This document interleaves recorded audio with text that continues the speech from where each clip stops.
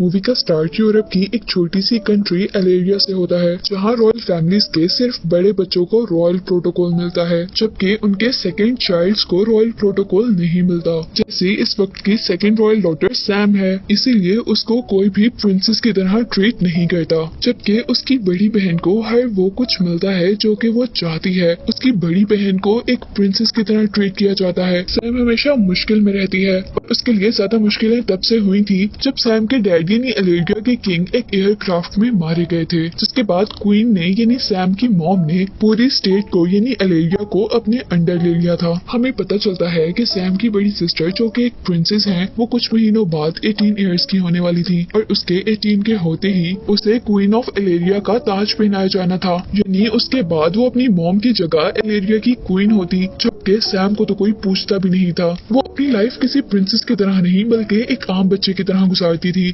उसने आम से बच्चों को अपना फ्रेंड बनाया हुआ था, जिसमें से एक माइक भी था और वो उनके साथ आराम से कहीं भी जा सकती थी। और जैसा सारी बातों से आपको पता चला कि अलेरिया में शाही निजाम चला करता था, यानी जहाँ हर चीज एक किंग के अंडर होती, और इस सिस्टम में सेकंड बॉर्न चाइल्ड को कुछ समझा भी नहीं जाता था, यानी दूसरे बच्चे को कुछ समझा भी नहीं जाता। इसीलिए सैम इस निजाम को बिल्कुल भी पसंद नहीं किया करती थी और यही वजह थी वो सड़कों पर जाकर रॉक म्यूजिक बजाकर लोगों को अपनी तरफ अट्रैक्ट करती थी। वो एरिया के लोगों को वोट सिस्टम यहाँ पर लेके आने के लिए आमादा कर रही थी और इसी के साथ साथ सैम स्केटिंग भी किया करती थी और अभी भी उसने स्केटिंग करते हुए गलती से एक ट्रैफिक सिग्नल तोड़ दिया था, जिसकी वजह से पुलिस ऑफिसर्स उसे अरेस्ट कर लेते हैं और फिर उसे जेल से रिलीज करवाकर उसकी मदर के पास लाया जाता है, जहाँ वो अपनी मॉम को बहुत आराम से कह देती है कि लोग यहाँ की गवर्नमेंट से बिल्कुल भी खुश नहीं है। लेकिन क्वीन अब ये कहकर उसकी बात रद्द कर रही थी कि वो लोग सिर्फ माइनॉरिटी हैं जो इस चीज को पसंद नहीं करते, यानी इस चीज को नापसंद करने वाले लोग बहुत कम हैं। जिसके बाद सीन यहीं से कट होता है और हमें एक जेल को दिखाया जा रहा था, जहाँ एक कैदी को एप्पल दिया जाता है और जैसे ही वो उस एप्पल को बाइट करता है तो उस एप्पल के अंदर से एक ट्रांसमीटर निकलती है। जैसे ही वो अपनी एक सीक्रेट डिवाइस के अंदर लगाता है तो उसकी हेल्प से उसकी गर्दन पे लगा हुआ लॉक बहुत आसानी से खुल गया था और वो उस जेल से भी फ्री हो गया। जिसके बाद अब हम दोबारा सैम को देख रहे थे, जो कि अपने फ्रेंड माइक के साथ एक कॉन्सर्ट के लिए प्रैक्टिस कर रही थी। वो लोग आपस में बातें कर रहे थे कि अचानक सैम को अपने फ्रेंड के मुंह से गार्लिक की स्मेल आती है, जिससे सैम का फ्रेंड हैरान हो जाता है क्योंकि उसने गार्लिक फूड आज से 2 दिन पहले लिया था। वो सैम से कोई बात करना चाह रहा, लेकिन सैम उसे इग्नोर कर आगे चली जाती है और अपने रूम में चली जाती है, जहाँ पर उसने अपने फादर की कुछ चीजें संभाल कर रखी हुई थी। वो उन चीजों को देखकर अपने फादर को याद कर रही थी।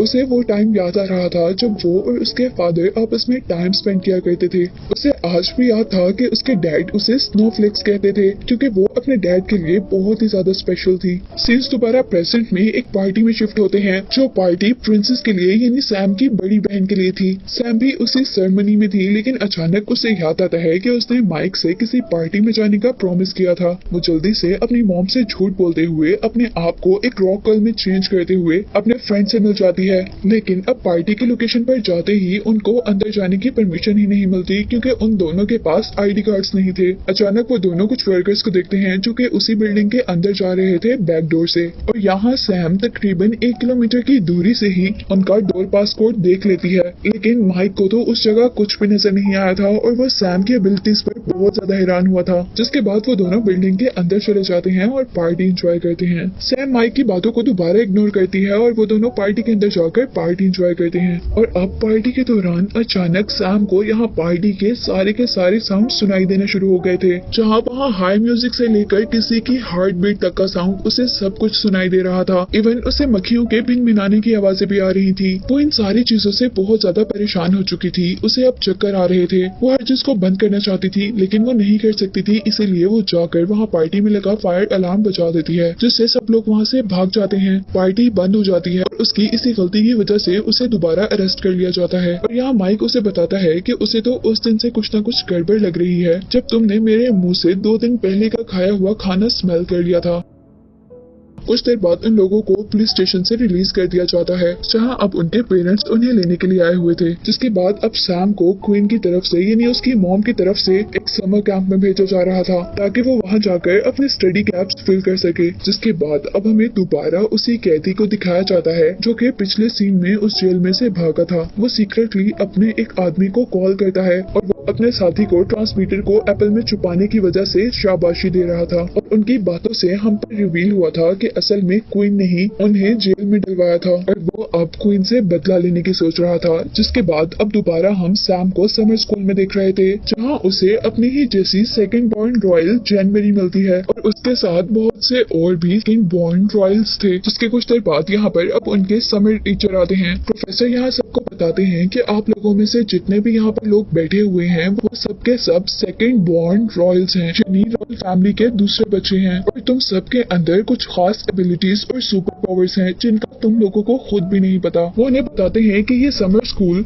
उनको ट्रेन करने के लिए है, उनकी सीक्रेट सोसाइटी के लिए, जहाँ पर वो सब मिलकर रहा करेंगे और उस सोसाइटी का नाम है secret society of second born Royals. और यहाँ उनको पता चलता है कि क्वीन ही असल में इस सोसाइटी की हेड है और ये बात सुनते ही सबसे पहले सैम शॉक हुई थी। वो बताती हैं कि इस सोसाइटी का मकसद ये है कि सेकंड बॉर्न रॉयल्स के ऊपर एक बहुत बड़ी रिस्पॉन्सिबिलिटी है, उन सब लोगों को अपनी सुपर पावर्स का यूज करते हुए असल में रॉयल सोसाइटी को यानी क्वीन और किंग को बचाना है। और इसी के साथ उन सब लोगों के लिए एक बैड न्यूज ये थी कि अगर उन लोगों ने अपनी सुपर पावर्स को यूज नहीं किया या ट्रेनिंग में वो फेल हो गए तो उनकी मेमोरीज खुद ब खुद रेस हो जाएंगी जिनमें उनके पास सुपर पावर्स थी। जिसके बाद उनको अब यहाँ पर पहला टास्क दिया जाता है, जहाँ एक फैसिलिटी के अंदर बहुत से ब्लॉक्स थे और उनको एक पिरामिड तक जाना था। ये इतना आसान तो बिल्कुल भी नहीं था जितना उनको नजर आ रहा था, क्योंकि इस फैसिलिटी के अंदर लेजर गन्स लगी हुई थी और अगर कोई भी अपनी एक भी मूव गलत करता तो उनको उस लेजर गन से शूट कर दिया जाता। लेकिन इस टास्क को करते करते आखिर उन लोगों को अपनी सुपर पावर्स जानने को मिल गई थी। यहाँ रेक्सोना अपनी सुपर पावर डिस्कवर करती है कि वो कभी भी इनविजिबल हो सकती है, जबकि टूमर ने डिस्कवर किया था कि वो लोगों को पोजेस कर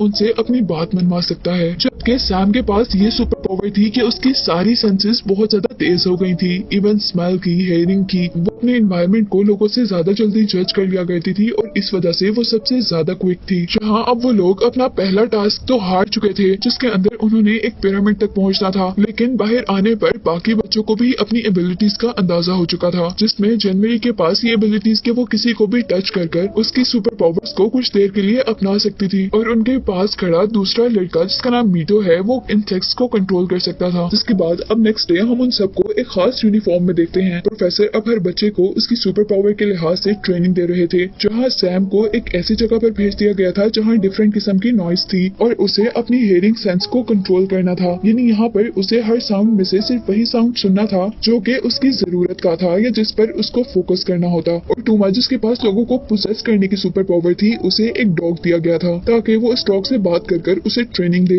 सोना को बहुत हार्श मौसम में अपनी सुपर पावर को बाहर निकालने की ट्रेनिंग दी जा रही थी, यानी कोई भी कंडीशन हो लेकिन वो अपने आप को इनविजिबल बना सके, इस चीज की ट्रेनिंग दी जा रही थी। और मिटेओ इंसेक्ट्स को कंट्रोल करने की ट्रेनिंग ले रहा था। जनवरी जिसके पास किसी दूसरे की सुपर पावर लेने की पावर थी, उसे अब प्रोफेसर एक लड़की के साथ एक पूल में भेजते हैं जिस लड़की के पास अब पानी के अंदर सांस लेने की पावर थी। प्रोफेसर अब लंच टाइम पर भी उन सब लोगों को टेस्ट कर रहे थे, जिस तरह उन्होंने अब सैम को पॉइजनस फूड दे दी थी ताकि वो अपनी सेंस ऑफ स्मेल का यूज कर उस फूड को पहचान सके। जिसके बाद अब हम सैम को उसकी मॉम के पास देखते हैं, जहाँ पर उसकी मॉम उसे उसकी सुपर पावर्स कंट्रोल करने के लिए कुछ ट्रिक्स बता रही थी।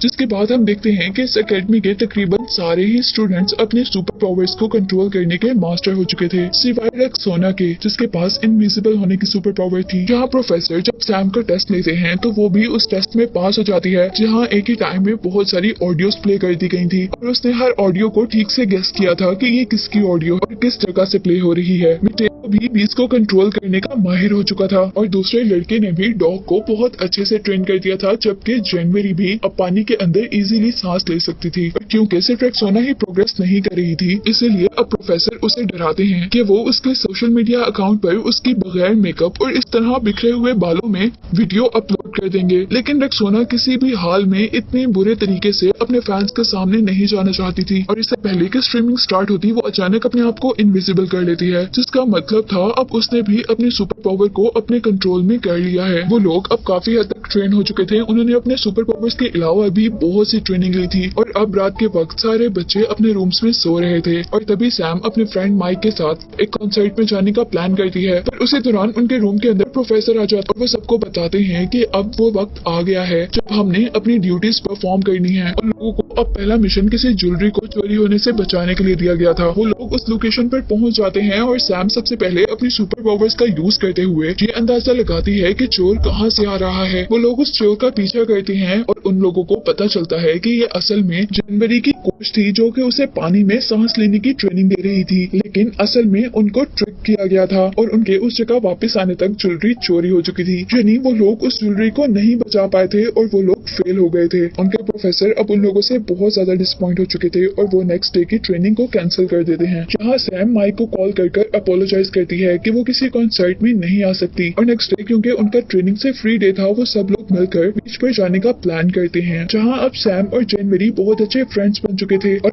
सैम जनवरी को लेकर अपने पैलेस में जाती है और उसे वो स्टूडियो भी दिखाती है जो कि उसके फादर ने स्पेशली उसी के लिए बनाया था। वो लोग यहाँ पर बातें ही कर रहे होते हैं कि अचानक वहाँ पर माइक आ जाता है और वो ये देखकर अपसेट हो चुका था कि उसकी फ्रेंड उसके बगैर ही एंजॉय कर रही है। जिसके बाद वो लोग यहाँ से जाने ही लगते हैं तो अचानक वो कैदी जिसे हमने मूवी के स्टार्ट से जेल से भागते हुए देखा था वो उन दोनों गर्ल्स पर अटैक कर लेता है। वो एक हाथ से तो सैम को पकड़ता है और दूसरे हाथ से अपनी पावर्स का यूज करते हुए जनवरी को एक दीवार के साथ लगाकर उसका गला दबा देता है और फिर कुछ देर बाद आखिरकार वो दोनों अपने आप को उस कैदी से छुड़वाने में कामयाब हो गई थी। और जाते जाते अब वो आदमी सैम को स्नोफ्लेक्स कहकर गया था जिस नाम से हमेशा उसे उसके फादर ही बुलाया करते थे और अब उसे शक होता है कि शायद वो उसके फादर हैं, लेकिन वो तो असल में मर चुके थे। इसलिए प्रोफेसर सैम को काम डाउन करते हैं, लेकिन सैम उनकी बात नहीं मानती बल्कि उस कैदी का पीछा करना शुरू कर देती है और आखिरकार सैम ने उनको जंगल में पकड़ ही लिया था और यहाँ पर सैम को बचाने के लिए उसके प्रोफेसर भी आए थे। प्रोफेसर अपने आप को बहुत से अपने जैसे ही कॉपीज में डिवाइड करते हुए सैम को तो बचा लेते हैं, लेकिन अब प्रोफेसर खुद जख्मी हो चुके थे और उनको हॉस्पिटल में एडमिट करवाया गया था। और यहाँ सैम की मॉम उस पर रिवील करती हैं कि असल में जिस आदमी ने उसे स्नोफ्लेक्स कहा है वो उसी के अंकल हैं और उनको